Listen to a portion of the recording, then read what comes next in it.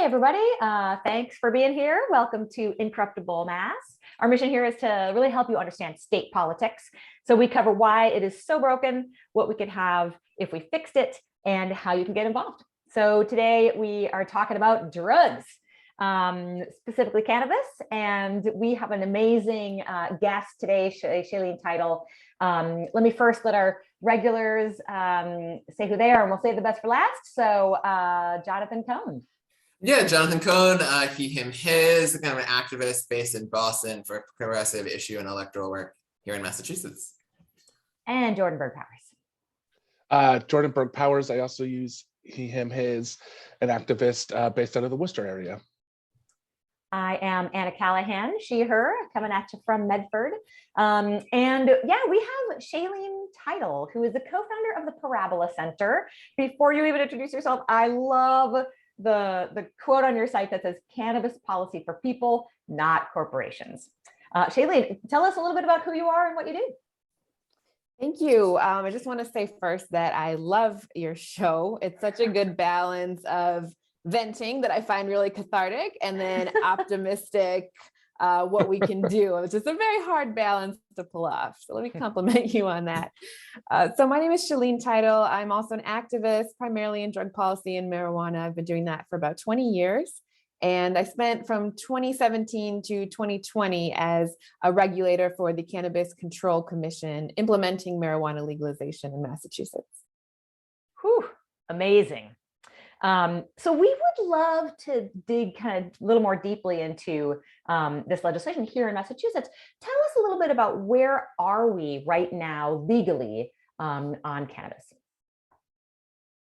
So we're reaching about 5 years of legal marijuana in Massachusetts. So we passed by ballot initiative decriminalization of possession back in 2008. In 2012, we got legal medical marijuana. And in 2016, we got legal marijuana, meaning anybody over 21 can purchase it from a store and possess it. So that's where we are. The past 5 years have been trying to implement this law so that it would be fair and equitable and respectful of consumers who are doing something that's legal, just like any other citizen, and making sure that we catch up other laws to make sure that, for example, workers, tenants, people who are using marijuana legally are not unfairly being punished for it.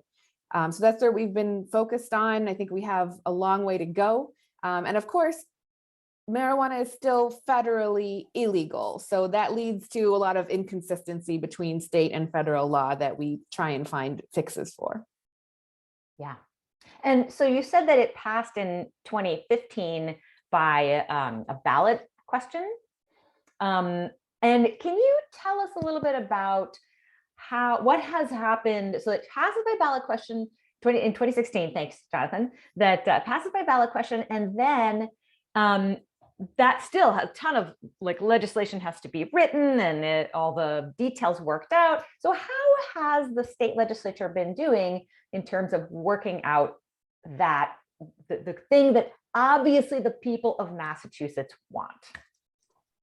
Bad. The answer is the state legislature has been doing bad. That shouldn't come as a surprise to any of you.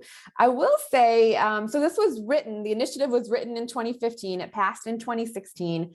At the time, it was very progressive, and we were watching at that time what was happening in the first states to legalize, Colorado, Washington, Oregon, and we were finding that it was the same large white-led corporations that dominate every other industry that were dominating the new marijuana industry as well. And of course, that seemed deeply unfair given that it's Black and brown people that have suffered for generations by the drug war and been targeted by it. So Massachusetts, along with California, was the first state to try to intentionally address that. Again, in 2016, that was groundbreaking. For me, watching it, it was really optimistic. I still kind of see this as a vision of how well the State House could work because the initiative had already passed. the legislature had to pass something, so we didn't see a lot of those problems that you usually talk about. And many leaders in the state at the time, Ayanna Pressley, Tito Jackson, Sonia Chang Diaz, they came out very vocally, making sure that the new commission would have to make sure that the industry was fair, for people of color, for veterans, for farmers, for people all around the state who are disadvantaged. And so it was a very good start. However, in the ensuing 5 years, we've seen no fixes. Fixes are usually very common for a regulating agency. The commission has asked for those fixes, and none of them have been passed or even voted on. Could you give us an example of some of the fixes? I know one thing that never ultimately got through the legislature, but was discussed, and I believe in kind of an inversion of what tends to happen. The House pushed it forward, that the Senate didn't. It was reforming the host community agreement process. Was one thing that the commission had been asking for. Exactly. So every business has to be licensed by the state, but they also need some form of local approval. And what we saw was that many cities and towns were actually, I would say, going beyond the law by taking things in exchange from the business, getting things paid for.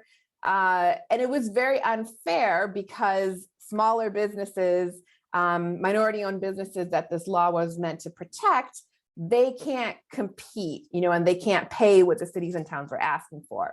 So the commission asked the legislature to pass something so that the commission would explicitly have the authority to enforce this and make sure that cities and towns are acting lawfully. It also went all the way up to the Supreme Judicial Court, who wrote in an opinion that clarity is really needed here. And that bill passed the House in the last session. It has not been voted on by the Senate. I'll give you one more really important example. The participants that are getting extra assistance and benefits from the state to get their businesses up and running, people who have been disproportionately harmed by the drug war, they're called social equity program participants. They aren't able to get loans because of the federally illegal status.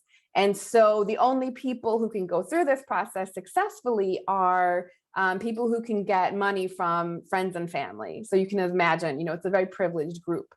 There are many states that have addressed this by creating financing funds from cannabis tax revenue. So we brought in, at this point, $2 billion of revenue in the marijuana industry in Massachusetts.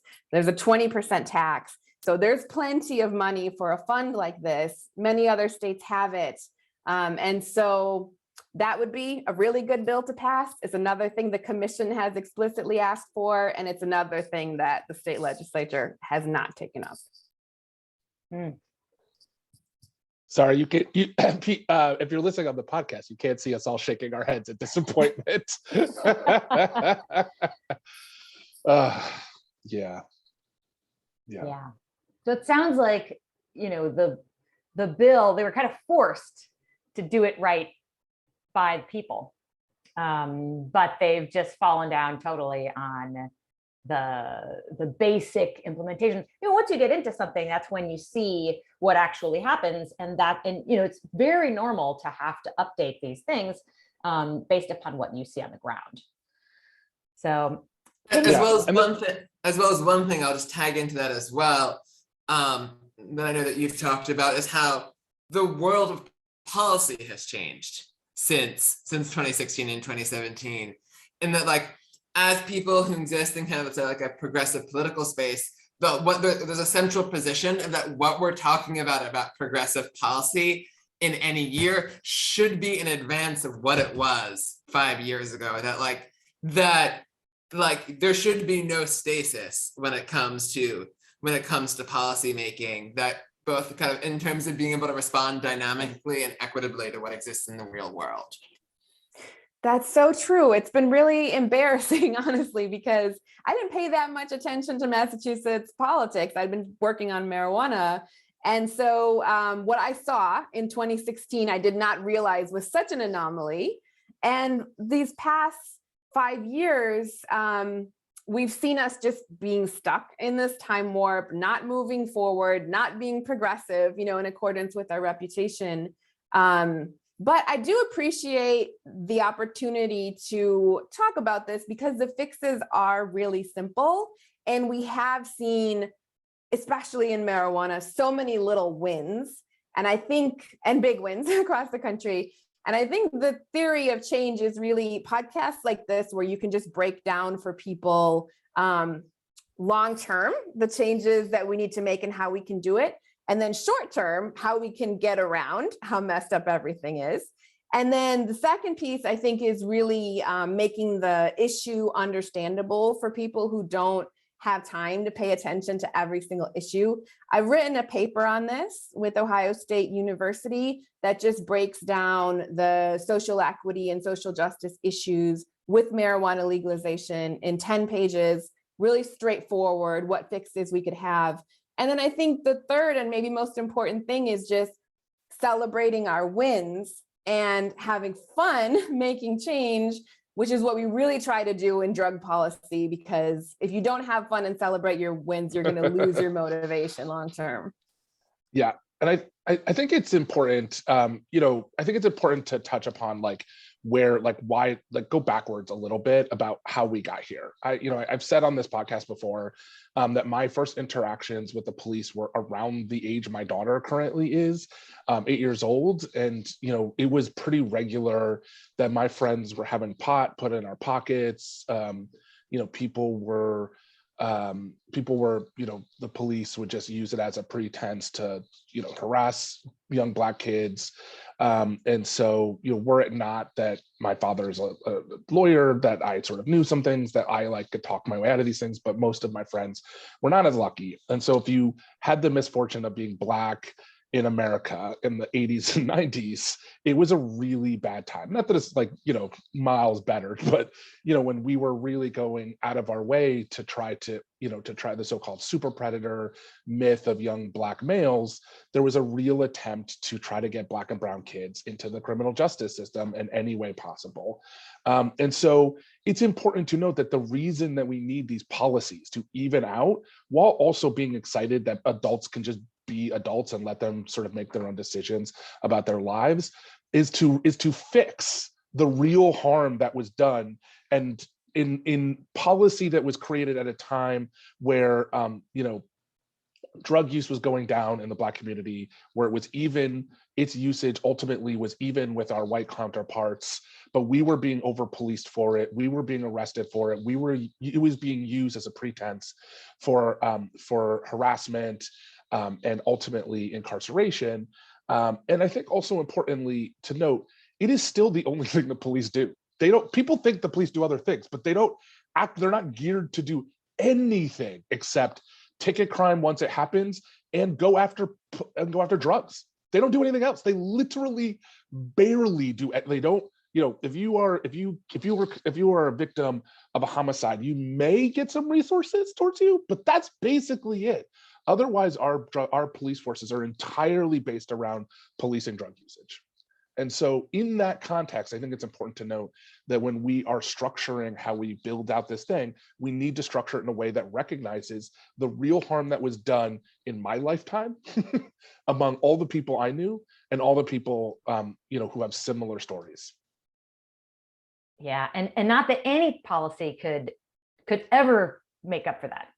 Right. No, but we certainly, as we legalize it, we need to take that into effect. And so what we're talking about is really simple fixes to a good law at the time to better address that as we roll this out. And yet our legislature can't do easy things, right? We're not even asking them to make it. We're asking it's already been approved. The people overwhelmingly like it. The world has not fallen down. Massachusetts is still functioning as a state despite having marijuana legalized in it. We're asking you to do it in a way that recognizes, systematic harm, and do so, and just hear what people are saying and needs help, and then make simple changes. And talk just for a second about what it was like back when this ballot initiative was on the ballot. What was the opposition saying? What did they say was going to happen? There was definitely an overblown, I think, warning. But of course, there was also a level of uncertainty, where I think people rightfully had the right to say, let's be a little bit more conservative in the beginning and roll this out slowly and see how it goes. So now, 5 years of data later, we know that there are really, I'm not exaggerating, no significant harmful effects from legalization. One way we know that is cities and towns are allowed to charge businesses for the costs that are imposed upon them. And it's written in the law that they need to keep documentation of those costs. There are virtually no costs. Maybe there's a traffic study in the beginning and some more security that's needed, when a new popular store opens. That's really been it. Youth use has not gone up. That's consistent with the rest of the country. We're not seeing, actually, let me talk about traffic and impaired driving for a moment. It reminds me what Jordan was just explaining. It's important to note that racial profiling and racial disparities have actually not stopped, even though arrests have gone down overwhelmingly. The disparities have stayed the same or even increased in some cases. And so we know that police are still being very unfair in their enforcement. And we see things like currently Governor Baker has a impaired driving bill, which would take away people's driver's license for 6 months if they don't agree to a drug test. That's basically just police officer discretion when they're driving. And it's being unfairly portrayed as something that we need, to solve a problem with traffic fatalities, but there's no evidence to support that there is any such problem. And so I kind of see it as a way to bring back some of those arrests to make the police feel like, they have something to do. We really don't want to bring back that kind of discretion in those arrests after marijuana legalization has stopped so many of them. Yeah. I mean, it's just so painful to think about all the people who spent years in jail, their lives are ruined for something that's literally not even illegal now. It's like, how is it possible that we do this to people? And in many cases are still sitting in jail, right? And that's I'm going to tag on that. And I think it's building off of Jordan's point that it's one kind of, with any type of policy, you both have the realm of policy going forward, but also the kind of the restorative parts of policy of the attempt to undo or mitigate past harms. And it's about like, what has been done, especially I know that with, I think the social equity fund that they need to actually put money in, make accessible was part of that in terms of enabling people who had been involved in the criminal justice system because of the drug war to be able to give them opportunities in that industry so that they're not unfairly shut out of that, as well as beyond just that of issues around expungement, et cetera, of making sure that something that is not currently a crime under law is not something that has that ends up unfairly sticking with people. Yeah, Shaleen, can you talk a little bit about the question of expungement and people's records and how that relates to sort of ongoing and current political things like the governor's race? Absolutely. Yeah. So just a step back, there's 3 main components of this idea of equity in cannabis. One is the licensing and jobs. That's what the commission mainly focuses on. One is where the tax revenue goes. The New York governor just put aside $200 million to help make the marijuana industry more diverse. Those are the kinds of numbers that we're seeing. I think here we're at maybe 15 million, and that was really hard fought. We just got there last year. We definitely need to increase that. And then the third is the criminal justice reform piece. And again, we're way behind. But the good news is we have a model from other states where governors who had the will to do it have done mass pardons and helped to facilitate mass expungements Technically, there are organizations like Code for America that help to make this easier, where you don't have to go on a case-by-case basis, which is what the current marijuana expungement law requires in Massachusetts. Instead, you can just figure out a way to expunge all of them. You don't need to find the people, track them down, do applications. The records just disappear. And of course, that helps a lot to help them, the people who have had those unfair records, to restore their life back to how it should have been. Yeah, if only we had a governor. That's really the governor. If we had somebody who could make that happen, seems only fair. Yeah, I'll say too, if you care about the issue of marijuana, you should be paying really close attention to the governor's race, because it's not just criminal justice reform. There's so many ways that just respecting marijuana consumers and businesses makes such a difference. Governor Baker was the only one who banned all vape products when we were seeing vaping illnesses from unregulated products.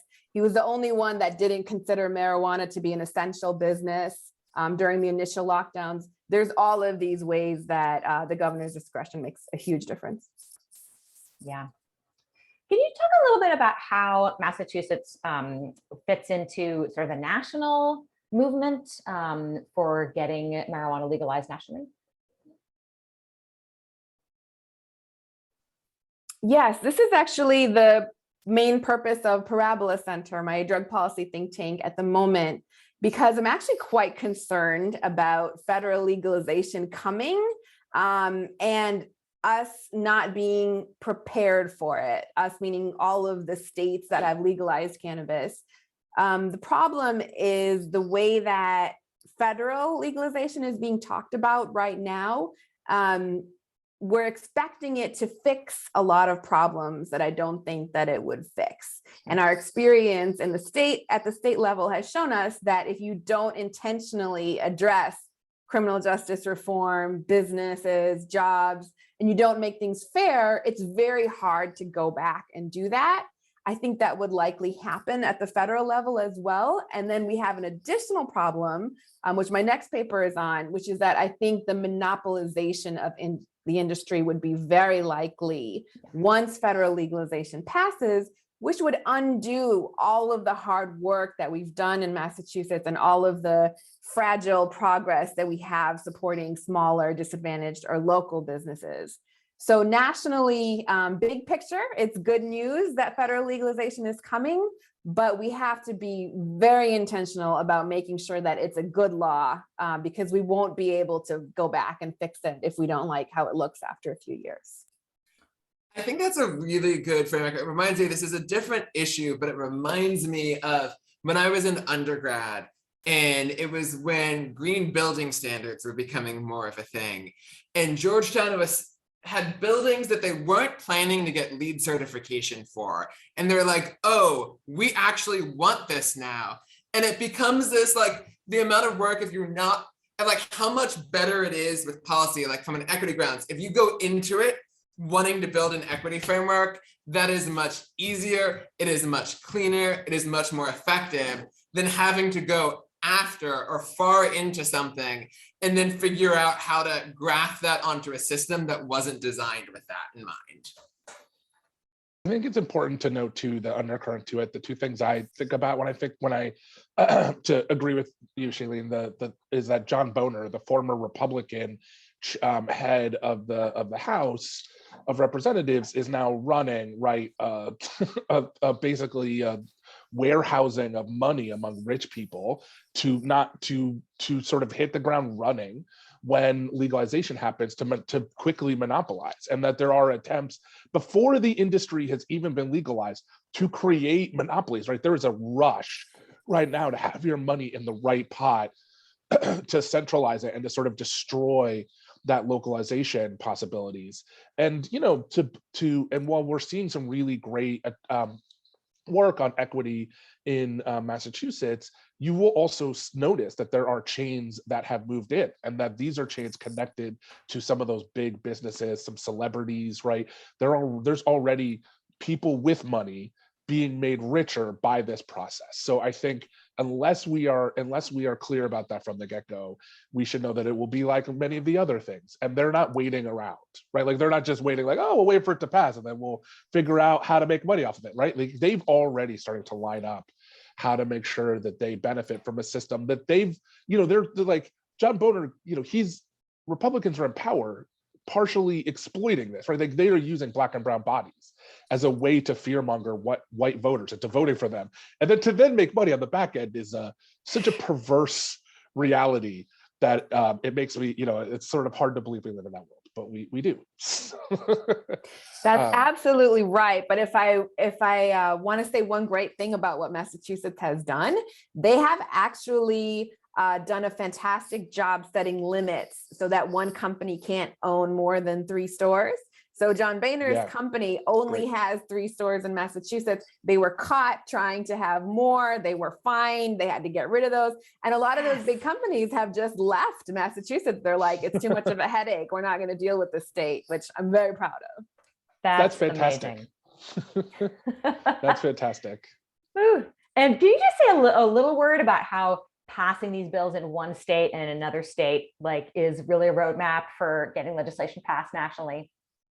Absolutely. Yeah. So Massachusetts has been a leader on that. Other states have been leaders in the mass expungement and pardons. We're seeing all of these little models that actually work. And so once we have that data and evidence, we put it together in one federal model that we know works, from our state level experience, we actually know we can have a pretty good thing nationally, and we can have potentially a model for other industries to follow. Any ways that people can get involved? Ways for people to get involved with your work or with any of the national movement? Sure. So the biggest national group is called Normal, been around since the 70s, always recommend them. Locally, there's a group called Equitable Opportunities Now that focuses on cannabis and equity. They can tell you all about the bills that are on the table now and how to work for them. You can follow me on Twitter at Shaleen Title. I post all of my Parabola Center work and my papers and op-eds. And I hope people, find this stuff valuable, interesting, and that you get involved yourself. Amazing. Thanks so much. Your work is fantastic. We love having you on, and we look forward to seeing everyone next week. Thanks for having me.